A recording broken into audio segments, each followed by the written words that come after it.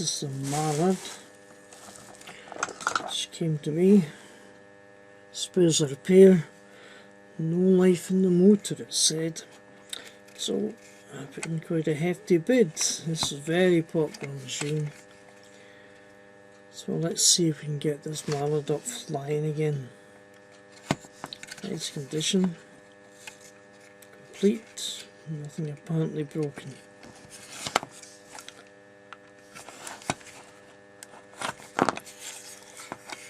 It's tender driven, so the drive gear should be fairly free, and as I try to move this, it feels gun stop. Absolutely gun stop. So obviously needing a bit of attention there. The tender driven motor, I'll attend to that later on.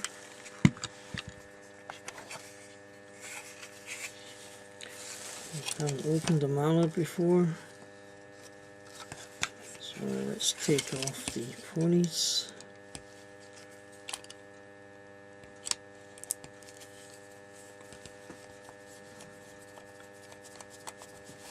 I should have a little box. Here we go.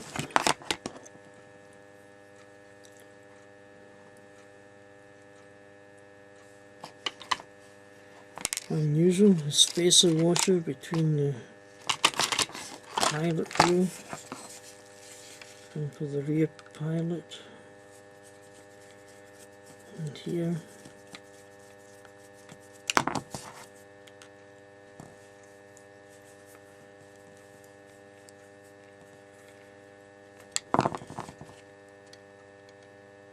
the long screw and a spring. Make sure you don't lose any of that. You can just feel it's gunsed up and greased or something. Right, now.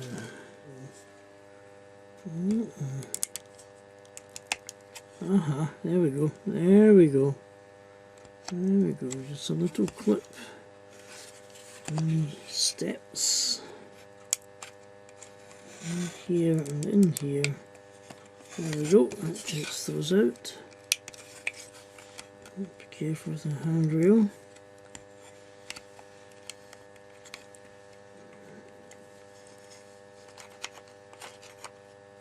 Yep. Bit of give, and here she comes. Right there. Yeah. I think I've removed some pins here which I'll have to go back in. Okay, we'll deal with that later. And there's a mechanism, and oh my goodness me. That is so.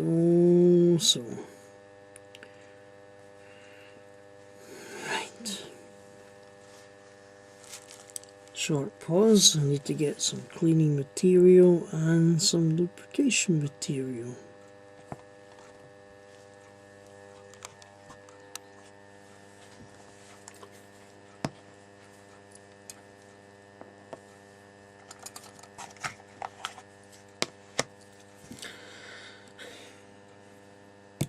Cleaner, lubricant, dental floss for getting into those tight spaces. So let's see how these work.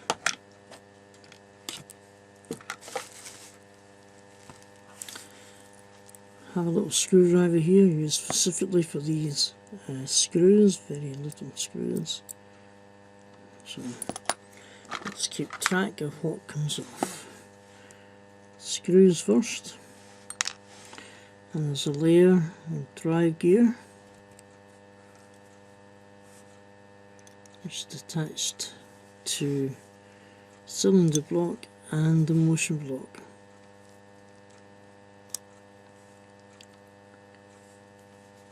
Underneath there is a conrod which attaches to the cylinder block and provides the back and forth movement. Underneath is a spacing washer, and this is so gunched up. I expect these to be free. That comes off. Oh my goodness me. So tight on that axle. And there. And hopefully the con rod should lift off and out of the drive wheels. And in here, a whole heap of fluff. Oh yeah. That's been pulled in and gathered round. Probably ridden on a carpet for a while. It's okay as long as you remember to clean and lubricate.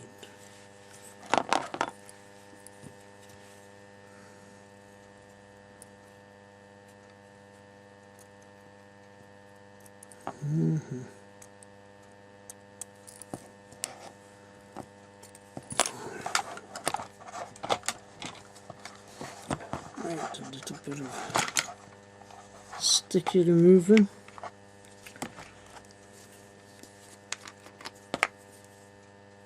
Oops. Let's see what happens here.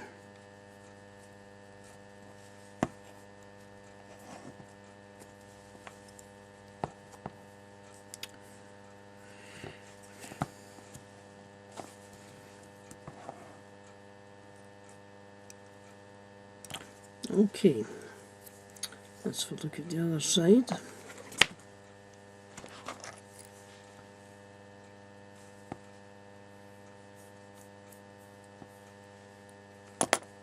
Retaining screw.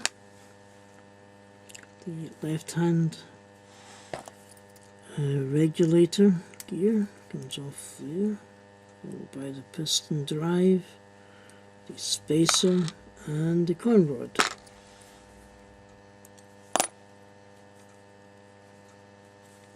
Right, I'm trying to move this bit here. Take this all off.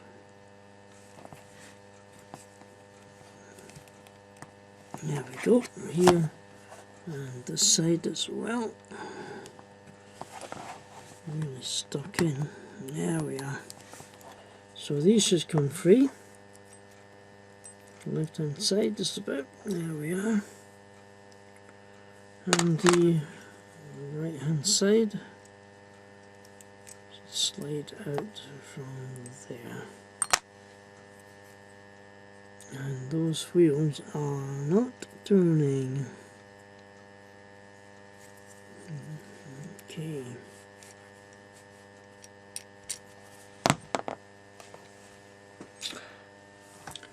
And here's a little trick I've used many times. Piece of dental floss, soaked in some sticky remover, and wrap it around there. Turn it a few times. Try and remove any gunge.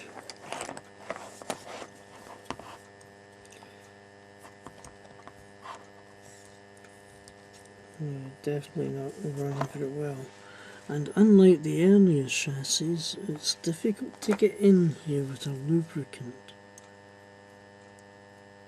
So I'm just going to use my needle oil and drop some drops in there.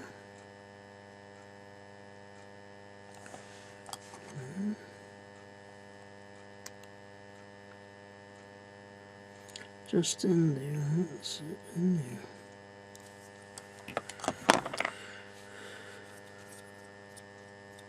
Already it's freeing up.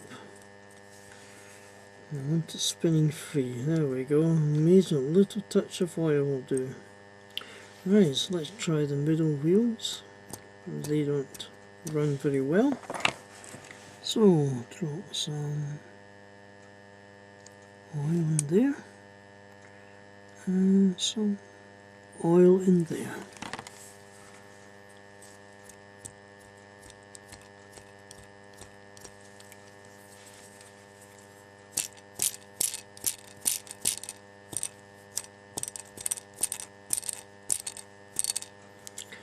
Now for the front set, same again.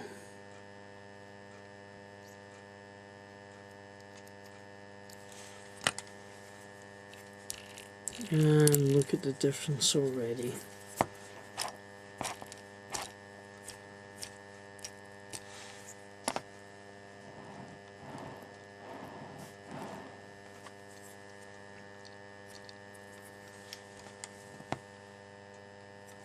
So when I'm ready to reassemble, there should be no problem with that. Right, so let's have a look at the bogies.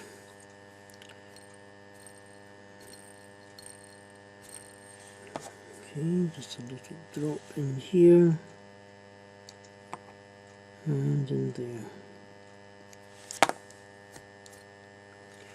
Again, little bits of fluff surrounding the axles.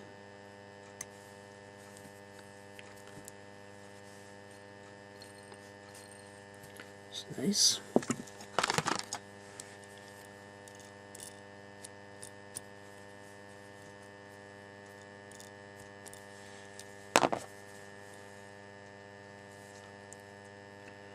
The style of these bogies doesn't seem to have changed much in the last 50 years.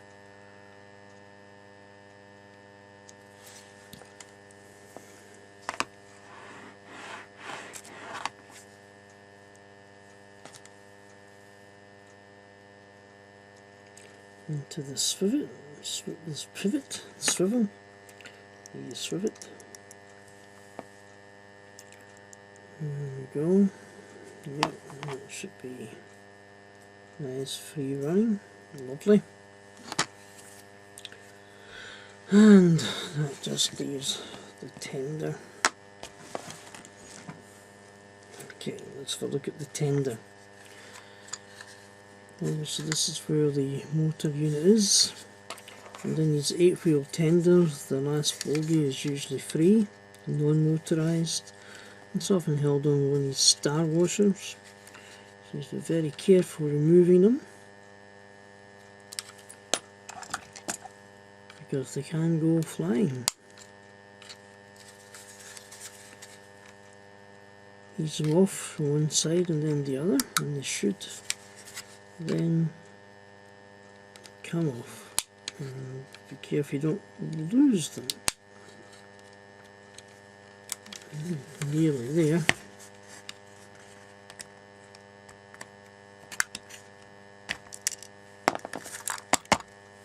And into the box. That allows the rear pony to come off.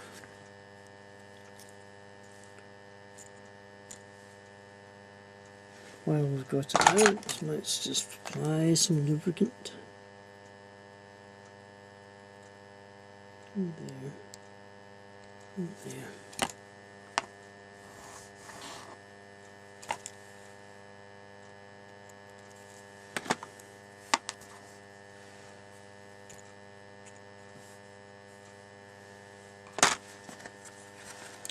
Right. Now to get this off, I have a feeling that there is a screw. I think there are clips inside. There we go. Inside and on t'other. There we go. And here is our ring-fueled motor. Is it working? We don't know. So, take our pearl pack, one lead on one clip and one on the other.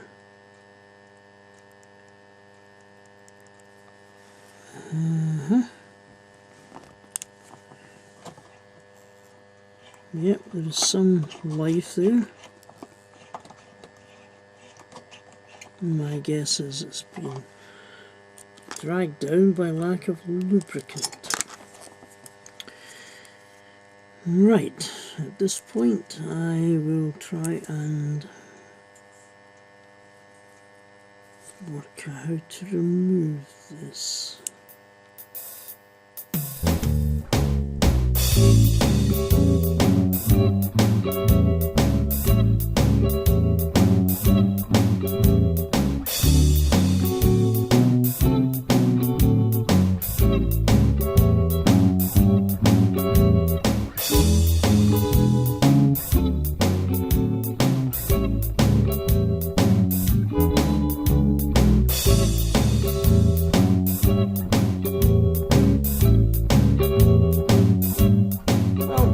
There, ready to go in the green livery.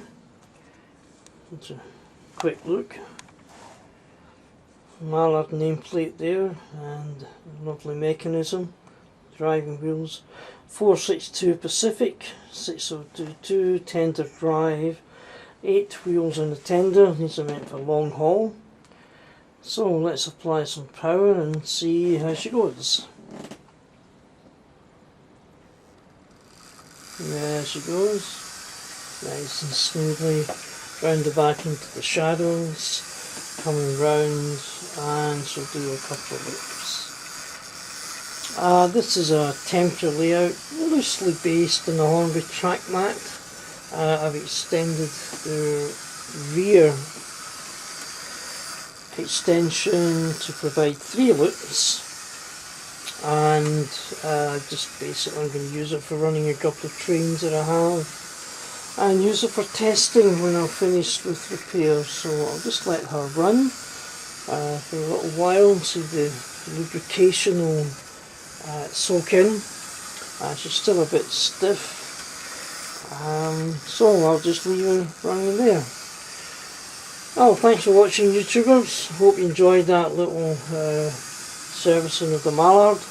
I didn't go into a lot of detail because I done a lot of work earlier, but in future videos hopefully I'll show you how you can maintain these and bring them back to good working order. Okay, YouTubers, thanks for watching. Bye for now.